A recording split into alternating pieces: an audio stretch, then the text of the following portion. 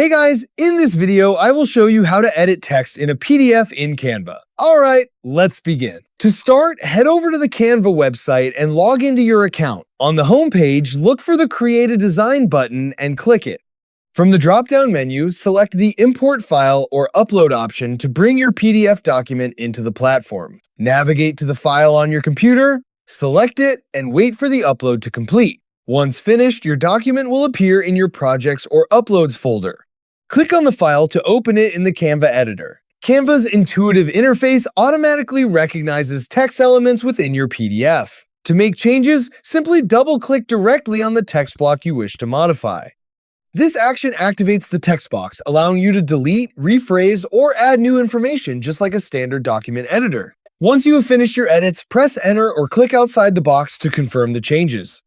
So that's basically how you can edit text in a PDF in Canva. That's it for this video. Thanks!